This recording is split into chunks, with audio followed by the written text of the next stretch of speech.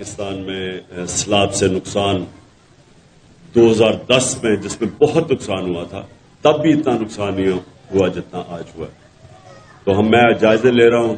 سابق وزیراعظم عمران خان اور وزیر اعلیٰ کے پی کے محمود خان ڈی آئی خان پہنچ گئے۔ چیئرمین پی ٹی آئی نے سیلابی صورتحال کا فضائی جائزہ لیا۔ صوبائی وزیر شوکت یوسف Zai, senator Shibli Faraz, chief secretary relief بھی ان کے ساتھ تھے۔ امین علی گنڈا پور نے عمران خان کو صورتحال پر بریفنگ بھی دی۔ تحریک انصاف کے چیئرمین اور سابق وزیراعظم عمران خان کا کہنا ہے سیلاب سے بہت بڑا علاقہ متاثر ہوا ہے، نقصان کا اندازہ لگایا جا رہا ہے۔ یہ سیلاب 2010 سے کہیں زیادہ ہے۔ سیلاب کو روکنے کا واحد حل ڈیم کی تعمیر ہے۔ کوہ سلیمان کی پہاڑی پر ڈیم بننا چاہیے۔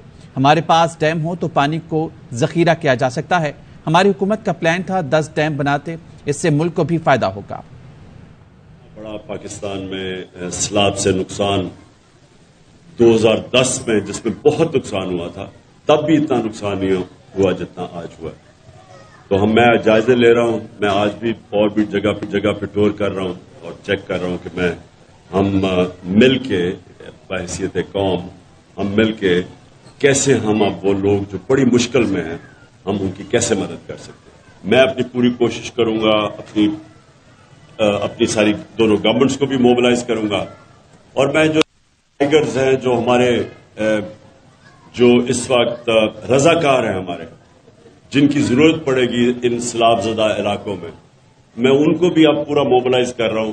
میں بلکہ نئی جوائننگ شروع کر رہا ہوں عمران ٹائیگرز کی، تاکہ ہمارے پاس فورس ہو جو جا کے ان علاقوں میں کام کرے۔ گورنمنٹس ہیں بلوچستان کی اور سندھ کی، ان کو اس وقت پورا ساری کنسنٹریشن کرنی پڑے گی، سب کچھ چھوڑ کے، سندھ میں خاص طور پہ جس طرح کی تباہی مچی ہے سب کچھ چھوڑ کے ان کو جو لوگ اس وقت بہت مشکل میں ہیں ان کے لیے ان کی مدد کرنی چاہیے۔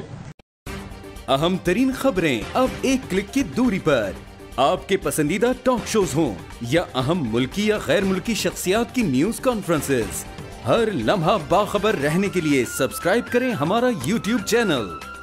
موسم کی صورتحال ہو یا کھیل کے میدان سے خبریں، اپنے موبائل فون سے ملکی اور بین الاقوامی اہم خبروں تک رسائی کے لیے ڈاؤن لوڈ کیجیے موبائل ایپ۔